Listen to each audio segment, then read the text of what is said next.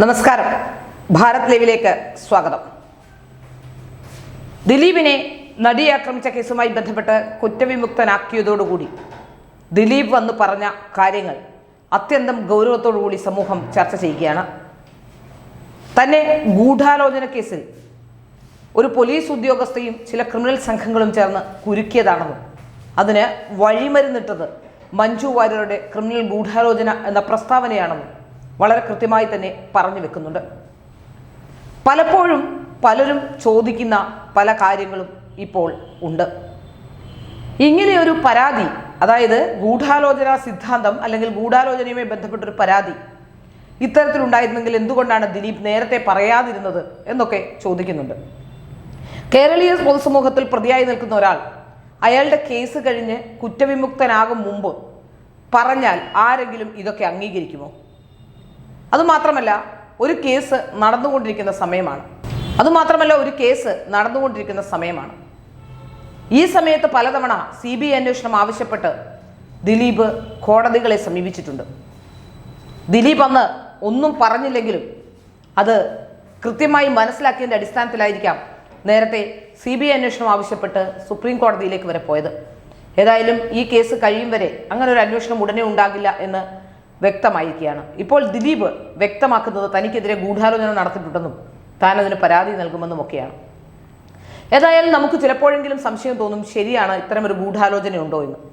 പല കാര്യങ്ങളും ദിലീപുമായി ബന്ധപ്പെട്ട കാര്യങ്ങളിൽ പല തവണ പോലീസ് കള്ളം പറഞ്ഞു എന്ന് നമുക്ക് വ്യക്തമാകുന്നുണ്ട്.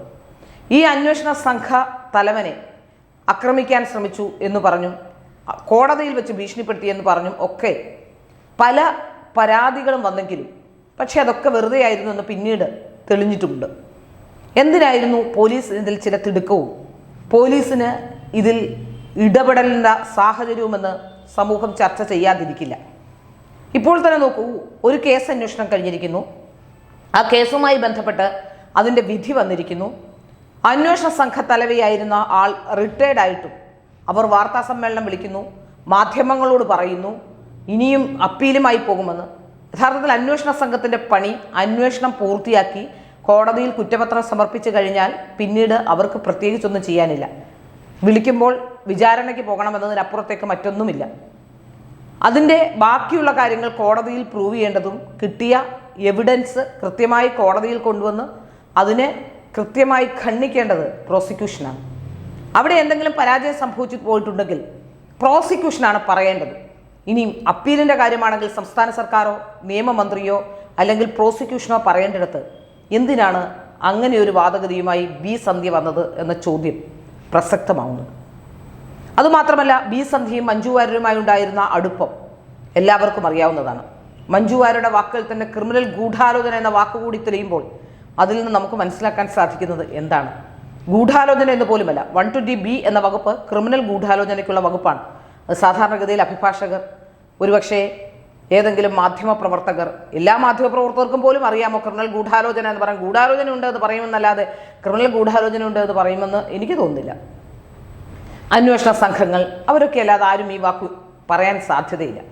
അപ്പോൾ വളരെ കൃത്യമായി തന്നെ ക്രിമിനൽ ഗൂഢാലോചന എന്ന വാക്ക് ഉപയോഗിക്കുമ്പോൾ തന്നെ അതിൽ നിന്നുള്ള കാര്യങ്ങൾ വ്യക്തമാകുന്നുണ്ട്.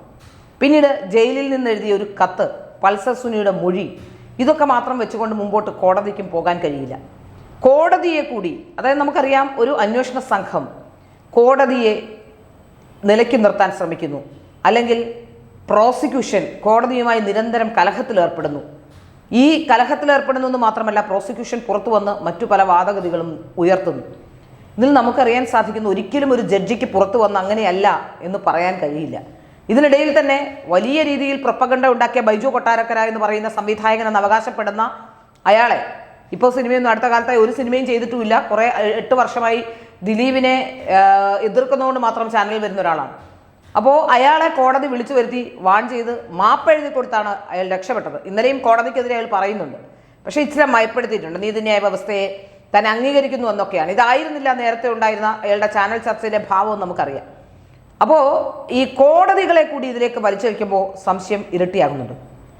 ഇനി ഇതിൽ നിർണായകമായത് ആദ്യത്തെ കേസിൻ്റെ വിചാരണ തീരുന്ന ഘട്ടത്തിൽ, അതായത് അന്വേഷണ ഉദ്യോഗസ്ഥനായിരുന്ന ബൈജു പൗലോസിനെ കൂടി വിസ്തരിക്കേണ്ട സമയം എത്തിയപ്പോഴാണ് ബാലചന്ദ്രകുമാർ എന്ന് പറയുന്ന ഒരാളെ ഇതിലേക്ക് കൊണ്ടുവന്നത്.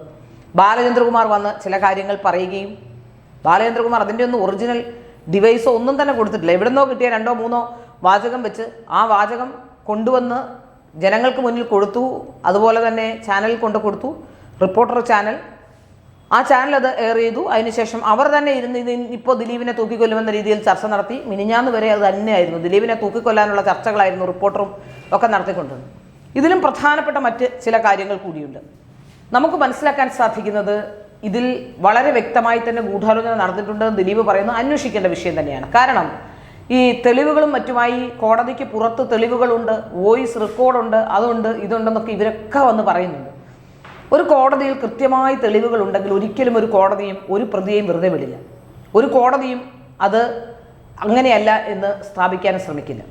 ചിത്രമടക്കമുള്ളവ, ആദ്യത്തെ പൾസസുനിയുടെ ചിത്രമടക്കമുള്ള, പൾസസുനിയും ദിലീപുമായി ഉണ്ടെന്ന് പോലീസ് പറഞ്ഞ ചിത്രമടക്കമുള്ളവ അത് വിവാദത്തിലായിരുന്നു. അപ്പോൾ അതിൽ നിന്ന് നമുക്ക് മനസ്സിലാക്കാൻ സാധിക്കുന്ന ആദ്യം മുതൽ തന്നെ പോലീസിന് ഇതിൽ ചില വ്യക്തമായ താല്പര്യങ്ങളുണ്ടായിരുന്നു. ഏതെങ്കിലും ആരെങ്കിലും ഇതിൽ മനസ്സിലാക്കാൻ സാധിക്കുന്നത് ഈ ബാലചന്ദ്രകുമാർ എന്ന് പറയുന്ന ആൾ വന്നപ്പോൾ, ബാലചന്ദ്രകുമാറിനെതിരെ ഒരു പീഡന പരാതി വന്നപ്പോൾ പോലും അതുപോലും അന്വേഷിച്ചത് കേരളത്തിലെ ഹൈടെക് സെല്ലാണ്. ഒരുപക്ഷെ ചരിത്രത്തിൽ ആദ്യമായാണ് ഒരു ബലാത്സംഗ കേസ് ഹൈടെക് സെൽ അന്വേഷിക്കുന്നത്. അപ്പോൾ ഹൈടെക് സെൽ ഈ കേസ് അന്വേഷിക്കുകയും റെഫർ ചെയ്തുകൊണ്ട് ഇത് ഉണ്ടാക്കിയ കഥയാണെന്ന് വാദിച്ച് അത്തരത്തിലൊരു റിപ്പോർട്ട് സമർപ്പിക്കുകയും ഒക്കെ ചെയ്തിട്ടുണ്ട്. പിന്നീട് ആ സ്ത്രീ രണ്ടാമത് മൊഴിയെടുക്കാൻ വന്ന സാഹചര്യമൊക്കെയുണ്ട്. അതിനുശേഷം ഈ ബാലചന്ദ്രകുമാർ സുഖമില്ലാതെ ഹോസ്പിറ്റലിലായി മരിച്ചുപോയി. അപ്പോൾ ആ കേസ് അവിടുന്ന് തന്നെ അത് അവസാനിച്ചു എന്ന് തന്നെ പറയേണ്ടിയിരിക്കുന്നു. അങ്ങനെയാണ് ആ കേസ് പോയത്. പക്ഷേ എങ്കിലും അത് ഹൈടെക് സെല്ല് നമുക്ക് അന്വേഷിക്കാം. ഒരു ബലാത്സംഗ കേസ് ഹൈടെക് സെൽ അന്വേഷിക്കുക എന്ന് പറഞ്ഞാൽ ആലോചിച്ച് നോക്കൂ. അങ്ങനെയാണ് അന്വേഷിച്ചിട്ടുള്ളത്. അപ്പോൾ നമുക്ക് ഇതിലെ ഏറ്റവും കൂടുതൽ മനസ്സിലാക്കാൻ സാധിക്കുന്ന ഒരു കാര്യം ദിലീപ് പറയുന്നതിൽ ചിലപ്പോഴെങ്കിലും സത്യമുണ്ട് എന്ന് തോന്നുന്നുണ്ട് എന്ന് തന്നെയാണ്. ഇപ്പോൾ നോക്കൂ, മഞ്ജു വാര്യരുടെ സിനിമ പോലും പ്രതിസന്ധിയിലാകുന്നു എന്ന വാർത്തകളാണ് പുറത്തു വരുന്നത്. ഇത്രയും കാലം മിണ്ടാതിരുന്നിട്ട് മഞ്ജു വാര്യർ നല്ല ആളാണ് എന്നൊരു ഇമേജ് ഒക്കെ ഉണ്ടാക്കി. എവിടെയാണ് മഞ്ജു വാര്യർ? ഇപ്പോൾ എന്തുകൊണ്ടാണ് മഞ്ജു വാര്യർ WCC വിട്ടുപോയത്? മഞ്ജു വാര്യർ ഇന്ന് വരെ വിശദീകരിച്ചിട്ടുണ്ടോ? എവിടെയാണ് മഞ്ജു വാര്യർ ഏത് വിഷയത്തിലാണ് അഭിപ്രായം പറഞ്ഞിട്ടുള്ളത്? ഒരു വിഷയത്തിലും വാതുറക്കാതെ മഞ്ജു വാര്യരുടെ രീതിയിൽ മുന്നോട്ട് പോകുന്നു. അത് അവർക്ക് ഇഷ്ടമുള്ള കാര്യങ്ങളും അവർക്ക് ആവശ്യമുള്ളപ്പോൾ ആരെ കുരുക്കണമെന്നും അവർക്ക് വ്യക്തമായി അറിയാം. അതുമായി അവർ മുന്നോട്ട് പോകുന്നു എന്നാണ് മനസ്സിലാക്കാൻ സാധിക്കുന്നത്. സമ്മർ ഇൻ ബദലേം എന്ന സിനിമയുടെ റിലീസാണ് ഉടൻ പ്രതീക്ഷിക്കുന്നത്. ഏതായാലും ആ സിനിമ പോലും പ്രതിസന്ധിയിലായി നിൽക്കുന്നു എന്നാണ് മനസ്സിലാക്കാൻ സാധിക്കുന്നത്. തീർച്ചയായും അത്തരം ഒരു ശ്രമം മഞ്ജു വാര്യരുടെ ഭാഗത്തു നിന്നോ അല്ലെങ്കിൽ ഈ അന്വേഷണ സംഘത്തിൻ്റെ ഭാഗത്തു നിന്നോ ഉണ്ടായിട്ടുണ്ടോ എന്ന് ഒരു അന്വേഷണം വന്നാൽ മനസ്സിലാക്കാൻ സാധിക്കുന്നതേ ഉള്ളൂ. ഇവിടെ പല കാര്യങ്ങളും നമുക്ക് വ്യക്തമാകുന്നുണ്ട്. ഓരോരുത്തർക്കും, മാധ്യമങ്ങൾക്കൊരു പാർട്ടുണ്ട്, അതുപോലെ തന്നെ അന്വേഷണ സംഘങ്ങൾക്കൊരു പാർട്ടുണ്ട്, പ്രോസിക്യൂഷന് മറ്റൊരു പാർട്ടുണ്ട്. അങ്ങനെ ഓരോരുത്തരും അവരുടെ കളികൾ ഭംഗിയായി ഈ വിഷയത്തിൽ കളിച്ചിട്ടുണ്ട് എന്നാണ് മനസ്സിലാക്കാൻ സാധിക്കുന്നത്. പ്രോസിക്യൂഷൻ ഒരു വാദം ഉന്നയിക്കുമ്പോൾ അത് കോടതിയിലാണ് ഉന്നയിക്കേണ്ടത്. 24 മണിക്കൂറും ചാനൽ ചർച്ചകൾ വന്നിരുന്ന് ഏതോ ഒരു വലിയ വക്കീലാണെന്ന് ചില നാട്ടുകാർക്കെങ്കിലും തോന്നലുണ്ടാക്കിയെന്നത് ഒഴിച്ചാൽ പ്രോസിക്യൂഷൻ വമ്പൻ പരാജയമായിരുന്നു നമുക്ക് മനസ്സിലാക്കാൻ സാധിക്കുന്നു. പ്രോസിക്യൂഷൻ്റെ ഭാഗമായി നിന്ന അഭിഭാഷക കഴിഞ്ഞ ദിവസം പറഞ്ഞ ഒരു കാര്യം, ദിലീപ് ആയിരുന്നു ബലാത്സംഗം ചെയ്തെങ്കിൽ കുഴപ്പമില്ലായിരുന്നു, അത്രയും ആ പെൺകുട്ടിക്ക് ഫീൽ ചെയ്യില്ലായിരുന്നു എന്നാണ്. സത്യത്തിൽ എന്താണ് ഇവർ ഉദ്ദേശിക്കുന്നതെന്ന് വ്യക്തതയില്ല. കാരണം ദിലീപിനെ കൊടുക്കുക എന്നുള്ള ഉദ്ദേശത്തിനപ്പുറത്തേക്ക് ഇവർക്കാർക്കും മറ്റു ഉദ്ദേശങ്ങളില്ല. യഥാർത്ഥ പ്രതികൾ ശിക്ഷിക്കപ്പെട്ടിട്ടുണ്ട്. ഒരു പെൺകുട്ടിക്ക് ഒരു പ്രശ്നമുണ്ടായിട്ടുണ്ടെങ്കിൽ നീതി ലഭ്യമാകണമെന്ന് തന്നെയാണ് അതിൻ്റെ സത്യം, അല്ലെങ്കിൽ അത് ലഭ്യമാകണമെന്ന് തന്നെയാണ് നമ്മുടെയൊക്കെ പക്ഷം.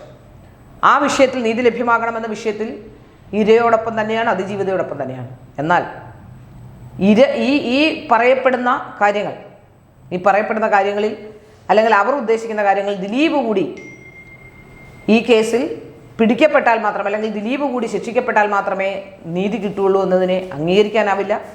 ഇപ്പോൾ നിലവിൽ ഇതുവരെ ദിലീപിനെ ഈ വിഷയത്തിലേക്ക് കുരുക്കാൻ പറ്റിയ തെളിവുകളൊന്നും തന്നെ കിട്ടിയിട്ടില്ല എന്ന് മനസ്സിലാകുന്നു. അതീവ സമ്മർദ്ദങ്ങളെ അതിജീവിച്ചുകൊണ്ടാണ്, വലിയ സമ്മർദ്ദങ്ങളെ അതിജീവിച്ചുകൊണ്ടാണ് കോടതി ഈ വിഷയത്തിലൊരു തീർപ്പിലെത്തിയിട്ടുള്ളത്.